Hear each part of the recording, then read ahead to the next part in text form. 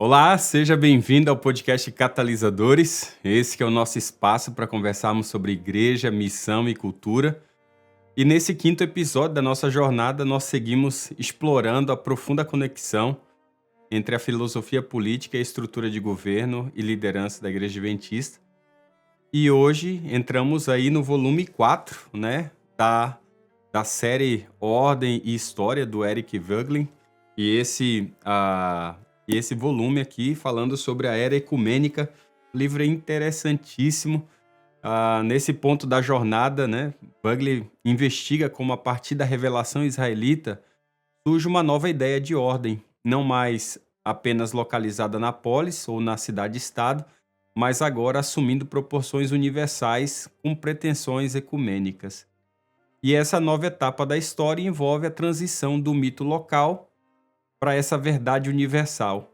A experiência de Israel se consolida como a matriz fundadora de uma consciência histórica aberta, que é, acima de tudo, escatológica e orientada pela revelação, né?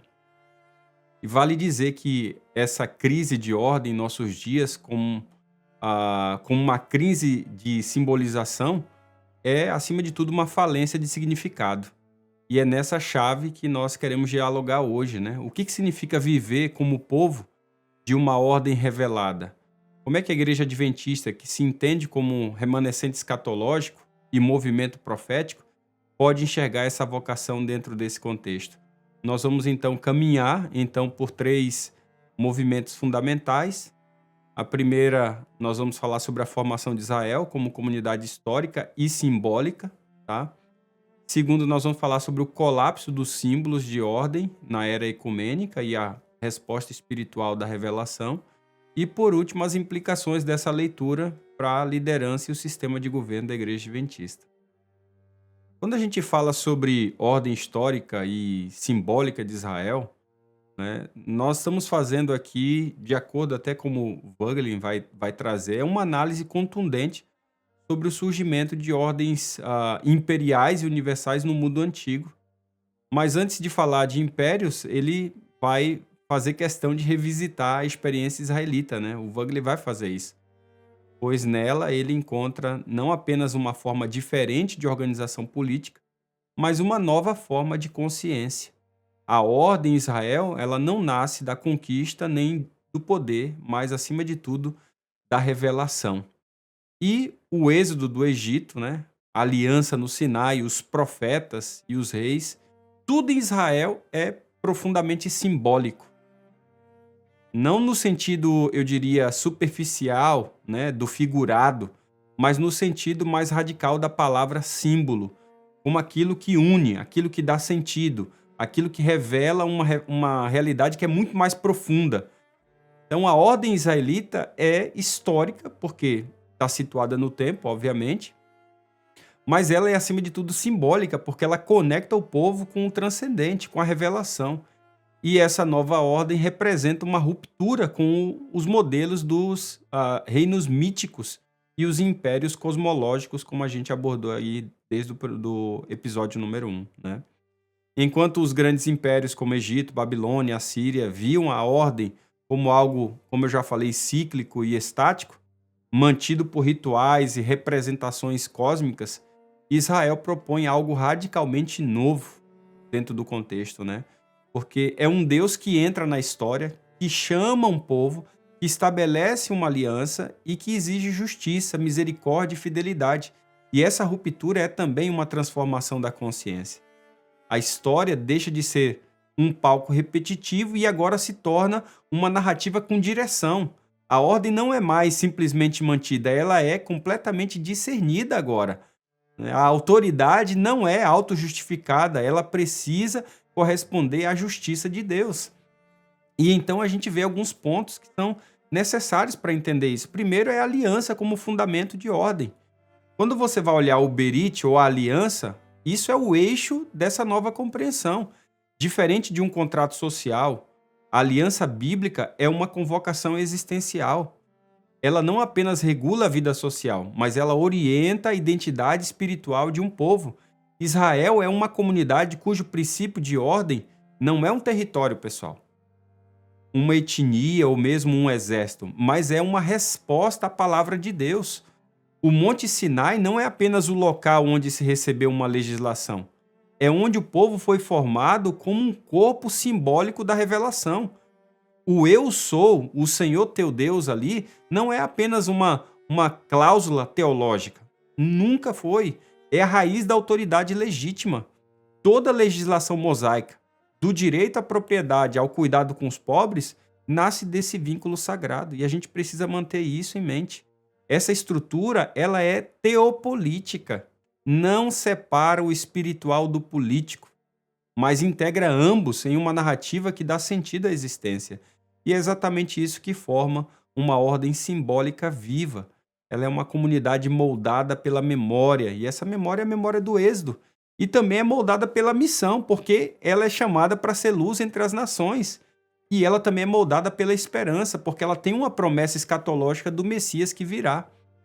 A Igreja Adventista, como comunidade simbólica e escatológica, faz muito sentido nesse cenário, porque aqui nós começamos a desenhar o paralelo com a Igreja Adventista.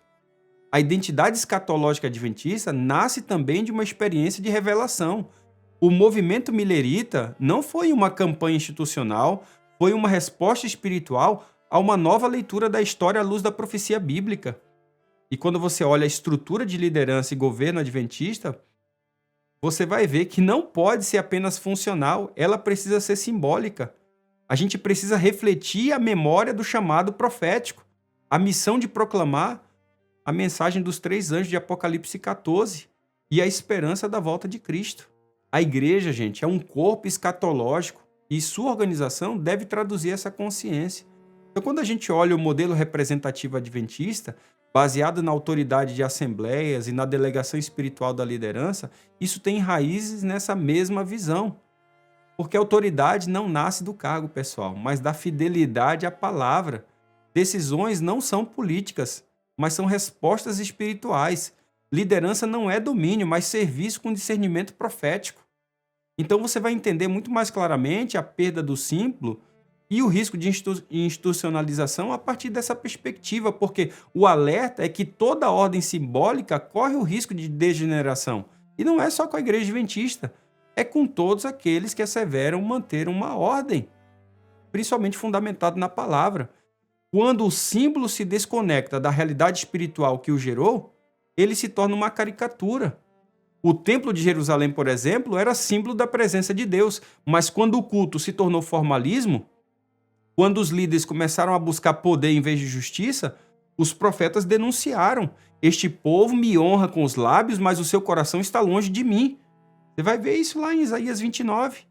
Essa é uma advertência urgente para a liderança também da igreja atual.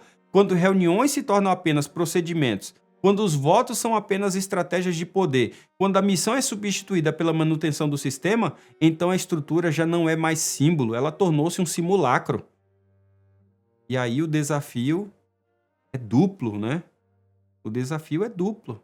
Primeiro é manter viva a consciência simbólica da missão profética. Isso demanda, e isso é mais do que urgente nos nossos dias. E segundo, garantir que toda a estrutura esteja a serviço da fidelidade e da esperança que a igreja proclama. Então, quando você olha a era ecumênica e o colapso dos símbolos, isso faz muito sentido para a nossa realidade, porque a expressão, em primeiro lugar, a expressão era ecumênica, usada por Eric Wangler, ele não se refere apenas à união religiosa, como a gente está acostumado a pensar, o ecumenismo, união religiosa, união dessa ideia moderna de união entre igrejas. Não. Em Wangler, o termo ecumênico tem um significado mais profundo. Trata-se da constituição de ordens imperiais universais que tentaram abranger todo o mundo habitado. Entendeu? Impérios como o persa, o helenístico, o romano, mesmo o Império Chinês, buscaram estabelecer não apenas domínio territorial, mas uma ordem simbólica global. E essas ordens eram, por natureza, totalizantes. Elas queriam integrar povos, culturas, religiões e economias sob um único centro de poder. Eram tentativas de suprimir o caos e de restaurar o cosmo através da política e da administração. Então você tem esse impulso aí da universalização. E segundo o Wögling, o impulso ecumênico tem duas faces, né? A primeira, né, por um lado, ela expressa um anseio autêntico por ordem e estabilidade, ok? Né? Grandes impérios surgem como resposta a períodos de desintegração, de colapso, de guerras civis, né? Colapsos morais, fragmentações culturais. Então, eles buscam restabelecer a paz, a justiça e o sentido coletivo. Mas, por outro lado, esse impulso carrega consigo um risco de hipertrofia do poder e da substituição do sagrado por estruturas que eu diria estruturas artificiais. Quando o centro político se autonomiza da verdade transcendente, né, a ordem se torna apenas aí um sistema de controle.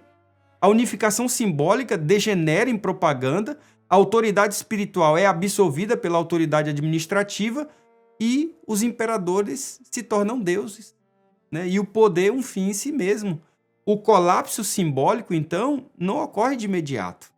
Se você olha na história, não ocorre de imediato. É um processo lento, é um processo de erosão da substância espiritual. O império sobrevive, mas perde a sua consciência, perde a sua vida interior. E nesse vácuo surgem as crises que Wögling vai chamar de dissolução da ordem. Isso é muito crítico, né? Porque aí você vai vendo o colapso dos símbolos, né? E uma igreja superinstitucional vindo à tona. Essa leitura se aplica de maneira dramática ao contexto da igreja. Porque toda estrutura eclesiástica que busca crescimento, expansão ou organização vai enfrentar esse dilema, não é diferente conosco. E a grande questão é como manter viva a chama espiritual sem ser engolido pela máquina superinstitucional. Como que a gente organiza sem domesticar o espírito? Como é que a gente cresce sem perder o coração profético? Então, a história cristã está cheia de exemplos, pessoal, de dissolução simbólica. Tá? Não é pouco, não. Mesmo quando você vai ver a Igreja Imperial de Constantino, de Teodósio, que pretendia unificar o império sobre a cruz, ela também institucionalizou a fé. E com isso, em muitos contextos, a liderança espiritual se politizou.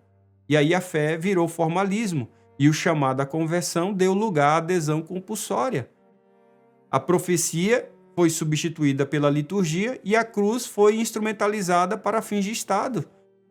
E aí você vê erosão, aí você vê apostasia generalizada. E a Igreja Adventista em tempos ecumênicos tem um desafio absurdo, porque essa era ecumênica também lança sua sombra sobre nós. Nós vivemos em um mundo globalizado, onde a igreja precisa dialogar com governos, né, instituições de ensino, sistemas de saúde, fóruns jurídicos, né, contextos interreligiosos. Nós temos status legal em dezenas de países, nós somos respeitados, nós temos uma estrutura eficiente, nós temos uma estrutura que dá orgulho para a gente. E o alerta é que essa eficiência pode esconder lá no íntimo um vazio. Em alguns contextos pode esconder esse vazio. A estabilidade institucional pode ocultar a ausência da vitalidade profética, pessoal. E aí a ordem organizacional pode massacrar a decadência simbólica. A burocracia pode funcionar mesmo quando a revelação silencia. Por isso o episódio, né, sobre a era ecumênica aqui, ele é um espelho para a igreja adventista como um desafio. Nós somos chamados a um discernimento profundo nessa era. E é por isso que eu me dediquei a estudar um pouco mais sobre isso e trazer isso à tona aqui nessa série. Nós estamos nos organizando para a missão. E a gente tem que raciocinar sobre isso sempre. Porque senão, o que sobra? A gente vai estar organizado para a missão ou apenas para a preservação? Nosso crescimento estrutural corresponde a um crescimento espiritual? Nossas decisões refletem uma consciência escatológica ou uma conveniência política? Nossas lideranças ainda ouvem o espírito ou é apenas as estatísticas do Power BI? A gente tem que estar alerta sobre essas questões. São perguntas que toda hora vêm à minha mente como um sistema de alerta, mas também de devoção, de humildade, de rendição. A liderança adventista, assim como qualquer outra liderança de igreja séria, corre o risco de autorreferência. A liderança da igreja pode ser tragada pelo espírito da era ecumênica que deixa de servir a missão profética e passa a servir a manutenção da estrutura. Quando se torna autorreferencial demais, buscando legitimidade não na palavra, mas no cargo. Quando a diplomacia substitui a verdade, quando o sucesso é medido por influência institucional e não por fidelidade ao evangelho. Nós precisamos lembrar que em todas as épocas, pessoal, há um momento em que o símbolo se esvazia. Nós não estamos imunes a isso.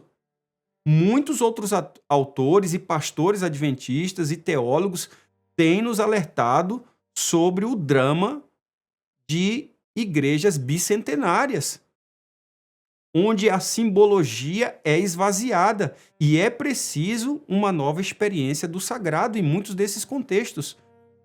O que renova a ordem não é uma reforma do estatuto, pessoal, mas é uma conversão do coração na liderança. E esse é o apelo para os líderes da Igreja Adventista, esse é o apelo para mim. Trabalho aqui como vice-presidente de uma conferência. Esse é o apelo para todos nós que estamos liderando essa igreja, seja no nível local até o nível de uma associação geral. Não basta manter o sistema, pessoal. É preciso ouvir a voz de Deus no tempo presente. Tá bom? Isso é mais do que urgente. Isso chama a gente para uma renovação simbólica. E quando você olha Paulo, João e no movimento apostólico, você vai ver isso muito claro. Se a era ecumênica foi marcada por um colapso simbólico e por estruturas imperiais que tentaram substituir o divino pelo administrativo, é justamente nesse cenário de decadência que o cristianismo surge como uma resposta radical. Olha lá, todo o cenário dos evangelhos, a igreja do Novo Testamento, é exatamente na plenitude desse tempo, onde, basicamente, o colapso simbólico é real. As estruturas imperiais tentam substituir o divino pelo administrativo, né? Você vai perceber no surgimento da igreja primitiva uma poderosa renovação simbólica, profundamente enraizada na experiência interior e escatológica de Cristo.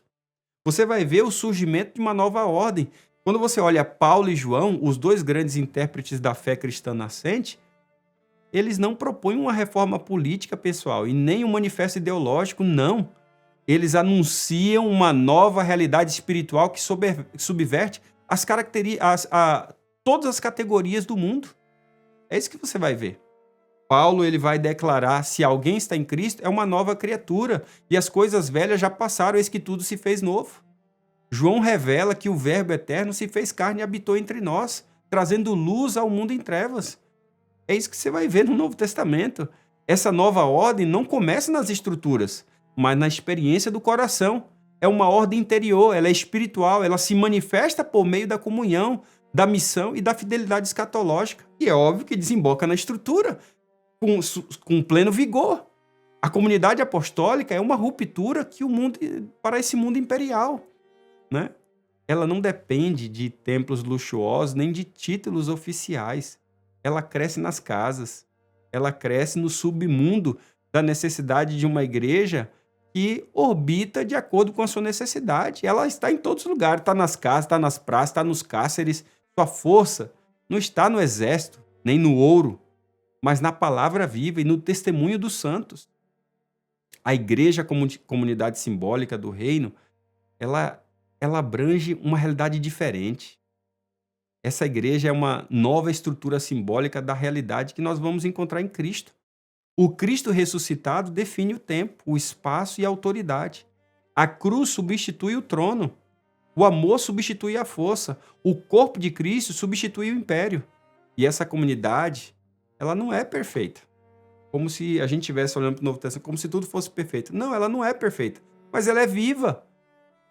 Certo? Ela não é poderosa aos olhos do mundo, mas ela é fiel. O apóstolo Paulo, ao escrever às igrejas, está constantemente lutando contra o retorno à velha ordem. Ele combate o legalismo, a idolatria, a divisão, o clericalismo, ideias gnósticas, né? Desembocando num liberalismo teológico ferrenho. Para ele, a igreja deve ser corpo, não é pirâmide, pessoal. É um organismo, não é uma máquina. É uma comunidade de dons, não a burocracia de cargos. João, no Apocalipse, mostra as igrejas como candelabros, cada uma com a sua luz. cada uma diante de Cristo. Ele revela que a verdadeira luta não é política, mas é espiritual. O que decorre da perda da luta espiritual é o esfacelamento do elemento político. Está entendendo? É quando a igreja entende que testemunho será sempre uma ameaça ao sistema do mundo. Então você vai ver que essas implicações para o sistema de governo adventista são cruciais. A Igreja Adventista do Sétimo Dia, ao se identificar como um movimento escatológico, é dessa tradição simbólica, pessoal. Ela não existe apenas para administrar, mas para testemunhar. Não é apenas para organizar, certo? Mas é para discernir os sinais do tempo. Não é apenas para se manter, mas para preparar o mundo para o retorno de Cristo. E isso tem implicações diretas para o nosso sistema de governo. Porque os nossos votos precisam ser orações. Nossas comissões precisam ser espaço de escuta do Espírito. Nossas assembleias devem refletir a luz dos candelabros do Apocalipse. Nossas lideranças precisam encarnar um Cristo que lava os pés, não o César que impõe decretos. A renovação simbólica proposta por Paulo e João não é uma nostalgia espiritual, pessoal. É um chamado presente. É uma denúncia contra a superinstitucionalização da fé. É um apelo a vivermos como filhos da luz, mesmo quando o mundo prefere as sombras do poder. Uma liderança profética escatológica pensa assim e está dialogando assim quando pensa em estrutura de igreja, quando pensa em organização de igreja. O tipo de liderança exigido pela era ecumênica é o mesmo que inspirou os apóstolos. Não um poder que domina, mas uma autoridade que serve. Não um cargo que se perpetua, mas um dom que se entrega. O líder profético é aquele que enxerga além da estrutura e anuncia a verdade que incomoda. Ele chama ao arrependimento. Ele lembra a igreja que ela não pertence ao mundo. Ele recusa a glória do império. Ele carrega o estigma da cruz. É no contexto adventista, nesse contexto da igreja, que essa liderança ela é reavivada. Quando a igreja fala sobre reavivamento e reforma, passa por esse tipo de pensamento, gente. Passa por esse sentimento na liderança. Nós precisamos de líderes que estudem Daniel e Apocalipse com lágrimas nos olhos. Que confrontem a mornidão com coragem. Que desafiem o formalismo com amor. Que priorizem a presença do Espírito, a eficiência do programa. Então a igreja vai ser como uma antítese do império. Obviamente que sim. Quando você olha o livro do Apocalipse, Babilônia e Jerusalém representam duas ordens opostas. Uma fundada na prostituição espiritual, outra na fidelidade ao Cordeiro. Uma embriagada com poder, outra lavada pelo sangue. Uma é adornada com ouro, outra é com justiça. A igreja não pode querer ser Babilônia e Jerusalém ao mesmo tempo, gente. Ou seremos fiéis ao Cordeiro, ou cederemos à sedução do poder. Essa é a tensão que você vai encontrar o tempo todo na era ecumênica. E esse é o desafio da liderança hoje. Manter viva a distinção entre o império e o reino. A gente, obviamente, corre, né, pessoal, esse risco da superinstitucionalização, quando a gente perde o elemento simbólico da instituição e a gente vive para nós mesmos, quando o sistema se torna um ídolo. E você vai ver que a experiência da Igreja Apostólica, conforme testemunhada por Paulo e João, revela uma ordem viva, uma ordem vibrante, simbólica, escatológica, mas também é profundamente vulnerável.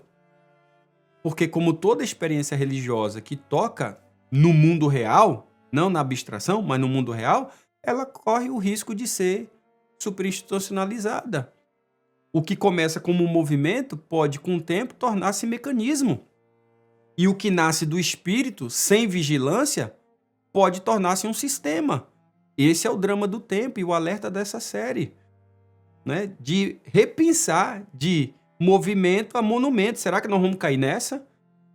Certo? Esse é o drama, né? Quando a igreja passa de movimento para monumento, a trajetória do enfraquecimento simbólico é real. Toda ordem simbólica corre o risco de esvaziar-se, quando os símbolos se separam da experiência que os originou.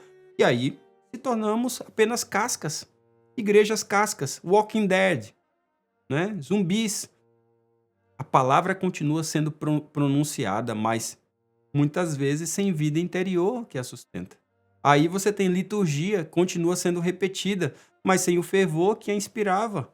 Aí você muitas vezes tem estrutura que permanece de pé, mas já não abriga a presença. Já não abriga mais a presença, nem do Espírito, nem de verdadeiros crentes. Essa dinâmica atinge não apenas tradições religiosas antigas, mas é também um risco permanente para qualquer igreja viva, inclusive a igreja adventista. Nosso sistema de governo, profundamente enraizado na Bíblia e na experiência profética do século XIX, surgiu exatamente como reação à desorganização e autoritarismo clerical. Nós temos que lembrar que os nossos pioneiros foram expulsos das igrejas, certo? Por quê? Porque tinha uma mensagem profética. Mas aí a gente corre o risco, com o tempo, há o perigo de que o zelo pela organização sufoque o sopro do Espírito. E aí o sistema se torna um ídolo, quando o sistema é exaltado acima da missão. E aí ele se torna um ídolo de fato. Quando os manuais falam mais alto do que as escrituras, aí nós criamos uma nova tradição oral que muitas vezes esquece sua fonte. Quando as reuniões são feitas para manter o status quo e não para discernir a vontade de Deus, aí a superinstitucionalização já venceu, E esse processo pode se manifestar de forma sutis, tá, pessoal? Muito sutis. Quando você vê o medo de mudança de coisas que vêm do Espírito, a idolatria da estabilidade em detrimento da missão, o apego a cargos e funções como extensão da identidade pessoal. As pessoas acham que elas são os cargos. Elas utilizam o verbo ser ao invés do verbo estar. No português faz muito sentido, no inglês não. Aí você vai vendo a prática de decisões automáticas baseada em precedentes e não em oração. É quando a superinstitucionalização não é apenas burocracia, é quando a forma substitui o conteúdo, quando a estrutura ocupa o lugar da fé e quando o zelo por manter a ordem sufoca a urgência da salvação.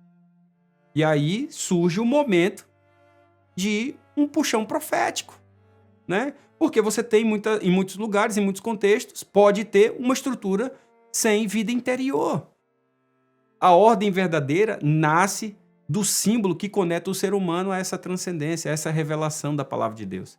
E quando essa conexão é perdida, gente, o símbolo degenera em propaganda. Tá? A igreja, nesse estágio, corre o risco de se transformar em uma empresa, uma igreja SA. Ou pior, em um império disfarçado de comunidade. E os profetas antigos denunciaram esse fenômeno em Israel. Este povo me honra com os lábios, mas o seu coração está longe de mim. E Jesus confrontou os fariseus que, muitas vezes apegados à tradição, negligenciavam a justiça, negligenciavam a misericórdia, negligenciavam a fé. Paulo advertiu contra os judaizantes que queriam transformar o evangelho em manual de costumes. João escreveu a Laodiceia, que é uma igreja rica, organizada, mas espiritualmente morna. Hoje, pessoal, o mesmo espírito pode ameaçar a nossa igreja. Quando a gente prefere líderes obedientes ao sistema, mas indiferentes ao sofrimento, quando nós usamos o manual como escudo para evitar o confronto com a profecia, quando as nossas decisões são tomadas por voto, mas não por discernimento, a gente tem que ficar alerta. Quando nós formamos uma geração de líderes bons de comissões, mas frágeis em consagração, a gente tem que ficar alerta. O diagnóstico pastoral aqui é claro e chama a gente para uma ameaça de sinais de adoecimento superinstitucional, de um adoecimento institucional. E como é que a gente pode saber se a superinstitucionalização já contaminou as nossas comunidades, desde o nível local, a conferências, uniões, divisões e associação geral? Como é que a gente sabe? E talvez aqui estão alguns sintomas que eu posso trazer para vocês que são observáveis quando a gente já começa a detectar de que há um adoecimento institucional, sinais desse adoecimento institucional. Primeiro, a gente vai ver uma rotina sem reflexão. Reuniões que ocorrem por obrigações, por obrigação, sem expectativa espiritual nenhuma. Ou também votos manipulados. Líderes que influenciam decisões com argumentos de autoridade e não com discernimento coletivo. Também quando você vê uma igreja muito passiva, membros passivos, a assembleia se torna plateia e não corpo vivo. Cargos como identidade, a função substitui a vocação. aí saindo do cargo acaba a utilidade. Eu mesmo vi tantas vezes pessoas que não foram eleitas e parece que o mundo acabou para elas, o ministério perdeu o sentido, né? Parece que não há nobreza em estar na igreja local, só há nobreza se estiver num departamento, numa presidência, numa administração, numa união, divisão. Pessoas que se tornaram machucadas, amargas do ministério. Por quê? Porque cargos como identidade, tá? E não importa o motivo, a razão, o que aconteceu. Quando a gente tem isso muito claro, a gente entende de que há um chamado para nós que transcende geografia, posição, cargo. Um outro elemento, um outro sinal que você vai ver é a falta de escuta profética. Vozes incômodas são silenciadas, né? Eu não estou falando, gente, de desvirtuamento doutrinal. Eu não estou falando de ser antidenominacional, nada disso. Não existe nada mais denominacional do que essa conversa como a gente está tendo aqui, que é um chamado à verdadeira vocação da igreja, né? Então, quando alguém vem querer lacrar, né, querer dizer não, olhe e tal, gente, não há nada mais espiritual do que trazer a igreja para o seu verdadeiro cerne, que é uma igreja samaritana, né? Uma igreja que aprende pela escuta, uma igreja que tem uma escuta profética. E quando a igreja começa a silenciar né, vozes incômodas, né, quando deveriam ser ouvidas, dialogadas, em espírito de oração, né, em atitude humilde, então a gente começa a ver sinais, né, a gente começa a ver esses sinais de uma institucionalização vazia. A outra coisa é a resistência à renovação. Toda mudança é vista como uma ameaça e não como oportunidade. É incrível isso, né? É incrível isso. Muita gente tem um medo absurdo da mudança, mas nada é mais certo do que a mudança. Nada é mais certo. Ou a gente vai ser empurrado pela crise ou por uma inconformidade agora, mas a gente vai ter que mudar. Eu não estou falando de abrir mão nada daquilo que é a vocação da igreja, que é seus princípios, seus valores fundamentais, nada disso. A gente deveria ser muito, mas muito fiel à doutrina e mais aberto para a metodologia, para os métodos. Mas a gente segura os métodos e a gente é muito mais, muitas vezes, livre, né? Muito mais aberto. Por exemplo, com questão missiológica, não é? As pessoas são muito ferrenhas com algumas questões doutrinais, questões de consciência pessoal, mas pela missão, as pessoas não têm pudor. Elas podem ficar vivendo uma vida sem levar nenhuma pessoa para Cristo, sem discipular ninguém e mesmo assim ser altamente fundamentalista, né? Mas com a missão ela é completamente liberal, né? Por quê? Porque é uma falta de integralidade, falta uma visão interior que dá senso de integralidade da fé. Então esses sinais, se você olhar, eles não são fatais, mas eles são sérios, eles são muito sérios.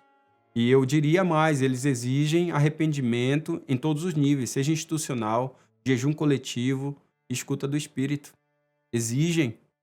A solução não é destruir o sistema, nunca foi e nunca será, mas é redimi-lo, sempre, a todo instante, assim como a nossa vida, pessoal. Não é abandonar as estruturas, jamais, mas é reencantá-las com a presença, com a oração, com a vocação. Esse é o desafio dentro do sistema da Igreja Adventista. A Igreja Adventista nasceu, gente, como um movimento escatológico. A gente nunca deve se esquecer disso. Nós nascemos como um movimento escatológico. Nós fomos organizados para a missão, não para a manutenção.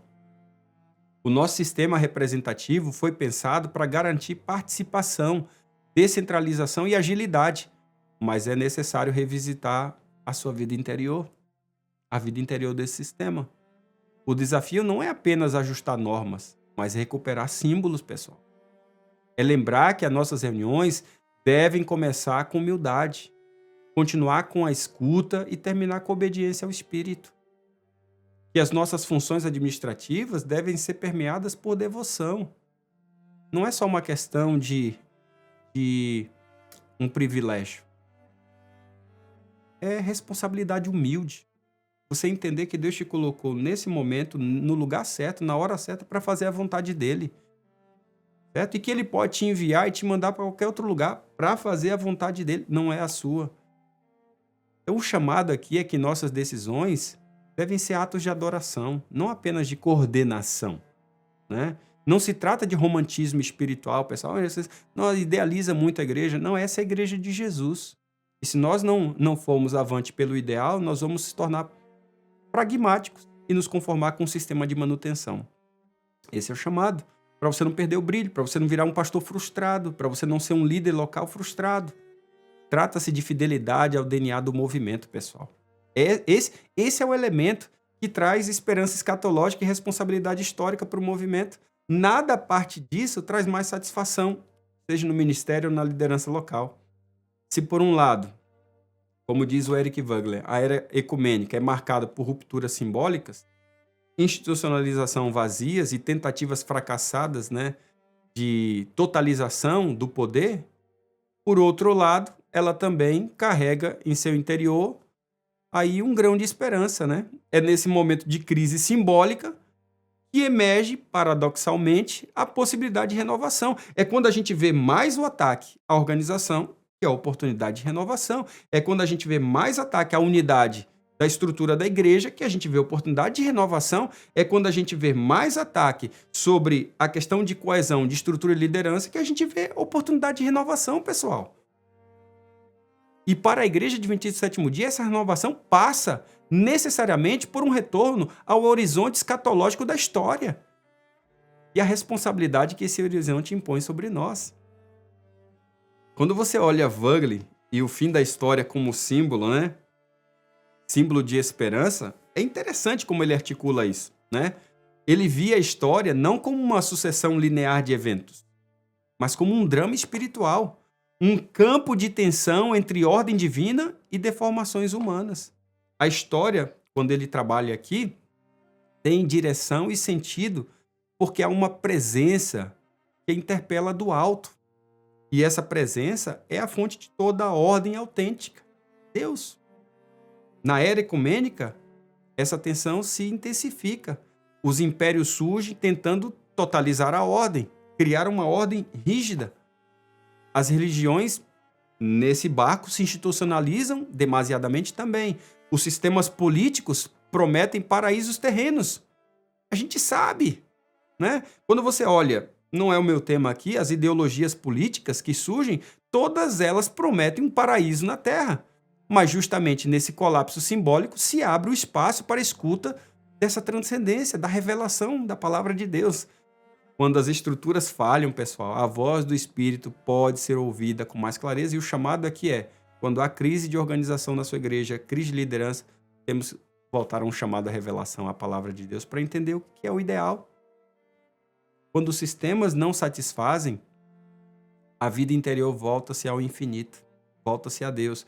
Quando você olha, a expressão que ele usa é o escatom, né, como horizonte da missão. Poxa, é muito interessante isso, porque a escatologia adventista é, nesse sentido, mais do que uma doutrina do fim, pessoal. Ela é um princípio de discernimento histórico. Ela nos ensina que a história caminha para um clímax redentor. Toda a estrutura política ou eclesiástica ela é transitória. A fidelidade não é ao sistema, mas ao Senhor da história. O sistema é parte do processo. Isso implica uma profunda responsabilidade, pessoal. Nós não podemos usar a escatologia como desculpa para a omissão, mas como combustível para a ação. A esperança da volta de Cristo não nos isenta a responsabilidade histórica, ela a intensifica. Assim como Jesus, ao falar do fim, ele também estava ali, né? Lavando os pés dos discípulos, nós também somos chamados a viver entre a escatologia e a ética, entre o já e o ainda não, entre a profecia e o serviço. Então você vai entender a esperança como crítica e também como purificação. A esperança escatológica é também uma força crítica, pessoal. Ela não permite que possamos tornar o presente absoluto. Ela denuncia toda tentativa de totalização, seja teológica, institucional ou ideológica. Ela expõe os sistemas que querem tomar o lugar de Deus. Por isso ela é profundamente libertadora. Não toma essa palavra para ideologias, pessoal, né? Ou pseudo-teologias, né? Nós estamos falando da simbologia baseada na revelação. Ela é profundamente libertadora. A esperança não é fuga, pessoal, é crítica profética. Quando eu falo crítica profética, para trazer o povo para o reavivamento e a reforma. Ela desnaturaliza o poder e relativiza o controle.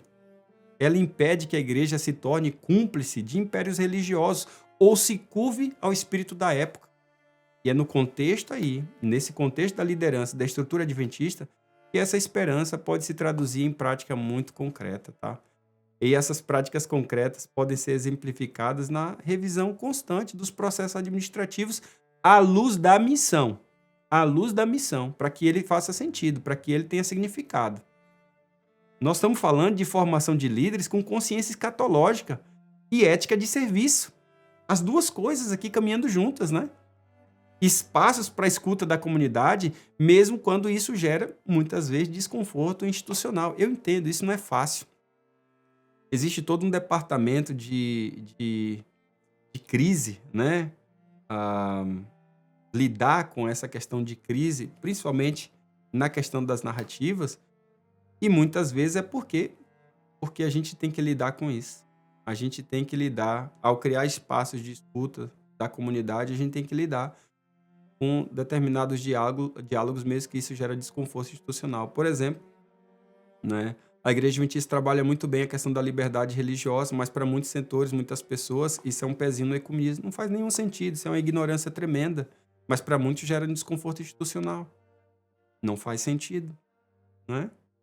A Igreja Adventista tem essa comunicação e esse diálogo para que a liberdade da pregação possa expandir.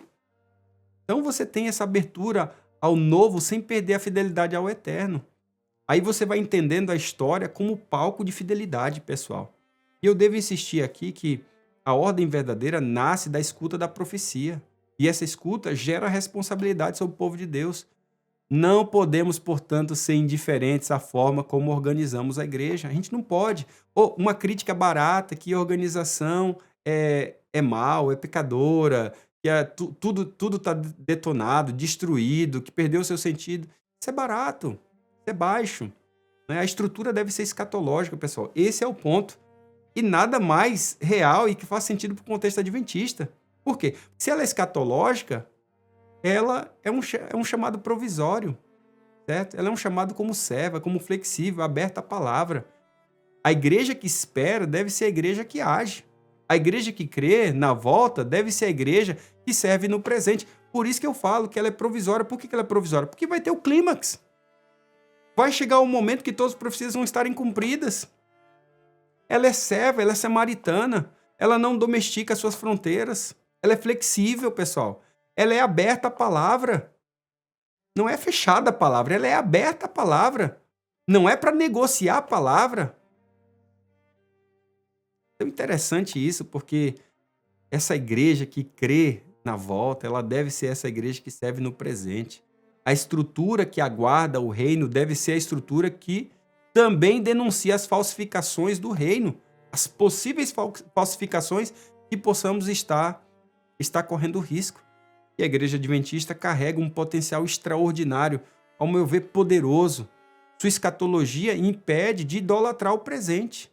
A sua organização a capacita para a ação missionária global. Mas para que essa atenção gere fruto, é preciso manter o espírito desperto. Tá?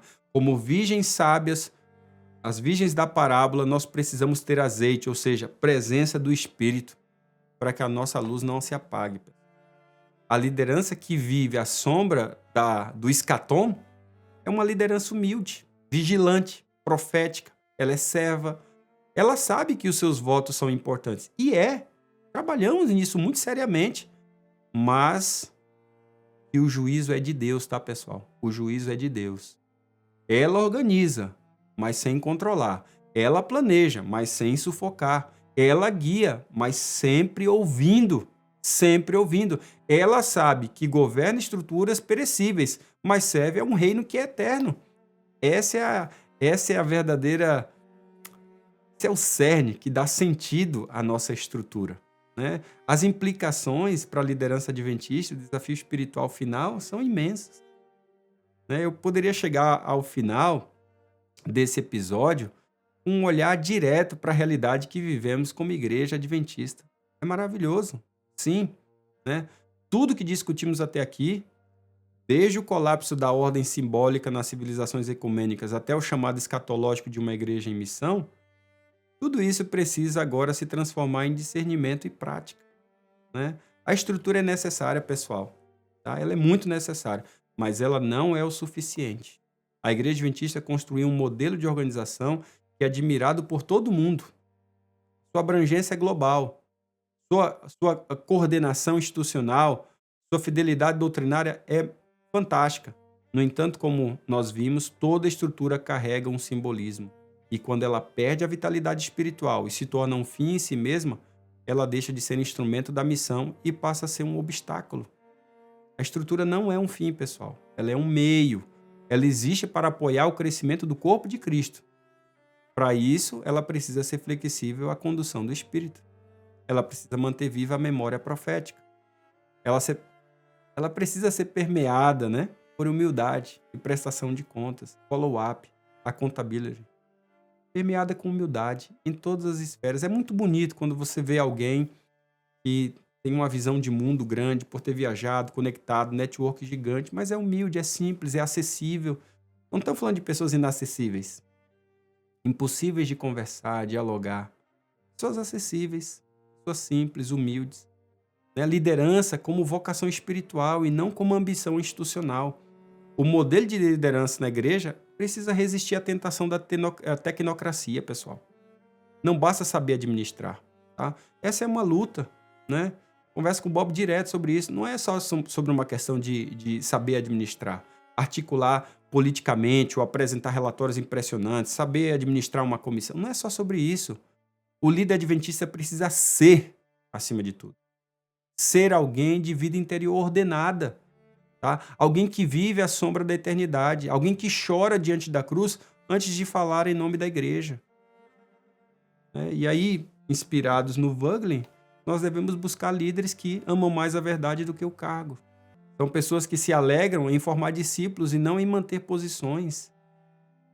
Pessoas que não têm medo de perder o status, porque sabem que a sua vocação é maior do que qualquer comissão, né? É maior do que qualquer posição, é maior do que qualquer geografia, qualquer igreja, qualquer cargo. Liderança espiritual é aquela que aponta para o reino, mesmo quando isso exige romper com formas desgastadas. Ela é radicalmente obediente à palavra, né? Às vezes a gente fala isso no contexto de plantio de igreja. Você está disposto a perder algumas pessoas para não perder a visão? Né? Para não perder a obediência, fidelidade, né? A igreja é radicalmente obediente à palavra, né? Profundamente sensível ao povo e inteiramente submissa à vontade de Deus. Falei 3 coisas aqui muito importantes. Radicalmente obediente à palavra, profundamente sensível ao povo e inteiramente submissa à vontade de Deus.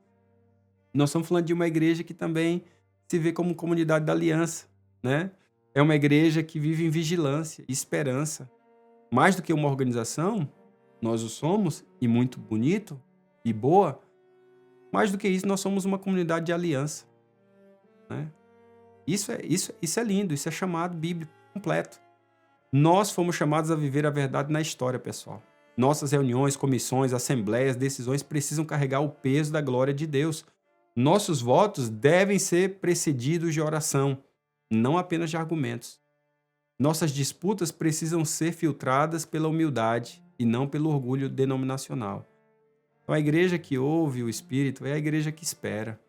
E a igreja que espera é a que vive o presente com temor e tremor, porque sabemos que, no fim, nossas estruturas irão desaparecer. Aliás, a Igreja Adventista é a única que eu conheço que fala de que as suas estruturas desaparecerão, né? Mas o que sobra? Sobra o caráter, né? O caráter permanece.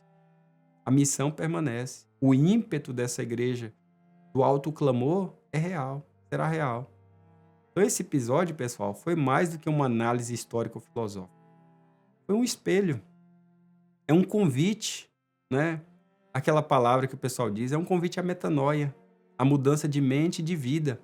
A era ecumênica descrita por Wöglin ainda está entre nós. Permeia aí todos os lugares. E alguns capitulam por essa era ecumênica para destruir a organização, para ser contra ela, ao invés de entender o seu verdadeiro simbolismo, né? A era ecumênica está aí. E quando a gente absolutiza o sistema, né? Quando a gente cala os profetas, quando a gente torna a estrutura mais importante do que o espírito, a era ecumênica chega até nós. Mas também está entre nós a promessa da renovação, o grão de mostarda que cresce. Por isso que não dá para a gente querer dogmatizar tudo. O Espírito sopra onde quer. A esperança que purifica é real e a aliança que sustenta é evidente. Então, se você é pastor, ancião, líder, um servidor ou membro da igreja, essa é a sua hora. É a hora de orar com muito mais profundidade. É hora de pensar com muito mais clareza. É hora de servir com muito mais humildade. É hora de liderar com muito mais temor a Deus. E a verdadeira ordem, pessoal, não vem da hierarquia. Vem da fidelidade. Não nasce do controle, nasce do amor. Ela não é imposta, ela é vivida, tá bom? Então, eu poderia terminar esse episódio com algumas perguntas para você aí, para você refletir sobre isso, tá bom? Em que momento, por exemplo, a sua comunidade priorizou a estrutura em detrimento da missão? Pensa nisso. Como é que a gente pode, por exemplo, distinguir uma liderança profética de uma liderança apenas funcional? Né? Como é que a gente faz isso? De que formas a nossa esperança escatológica pode purificar os nossos processos administrativos? Poxa, isso é tão urgente. Né? O que significa organizar a igreja à luz da eternidade? Não de acordo com o contexto da era ecumênica. Né? Que mudanças práticas a sua liderança pode adotar para cultivar mais escuta, mais verdade, mais sensibilidade espiritual? Esse é o desafio, pessoal, dessa semana para você. Escolher uma prática organizacional da sua igreja, uma reunião de comissão, uma comissão de nomeações, quem sabe, uma decisão administrativa e orar sobre ela com profundidade. Imagina se as nossas comissões fossem precedidas de membros que orem por elas. As nossas comissões não seriam, os membros não fugiriam de algumas comissões de igreja local, né? Em primeiro lugar, eles veriam essas reuniões como as reuniões principais da liderança da igreja. Né? Por quê? Porque esta prática reflete aliança, né? Está sendo guiado pela esperança, pela motivação de uma igreja que milita e que está em busca de ser uma igreja triunfante em Jesus Cristo, né? Essa é uma igreja que está sendo vivida com humildade e discernimento. Então converse com a sua liderança, sugira formas de tornar esse espaço mais espiritual, né? Mais missionário e mais fiel à palavra. Porque é muito importante você lembrar que organizar é, antes de tudo, reconsagrar. Reorganizar é, antes de tudo, reconsagrar. E minha mensagem final é: compartilhe esse episódio com a sua liderança, sua igreja local, seus irmãos de caminhada, seus colegas pastores, se você é um pastor, né, seus colegas de departamento, de administração. Que essa série seja mais do que uma reflexão, viu, pessoal? Se torne uma catalisadora de transformação. E lembre-se, a verdadeira ordem não é estática, ela é movimento rumo ao reino. E você faz parte disso. Então, o meu desejo para você é que você catalise esse movimento no seu contexto. Eu sei que ainda nós temos um episódio restante ainda desse bloco. Então, eu quero te ver no próximo episódio do podcast Catalisadores, né? E poder dialogar um pouco mais, né, sobre essa ordem do céu que se revela na história. Um grande abraço para você e nos vemos no próximo episódio.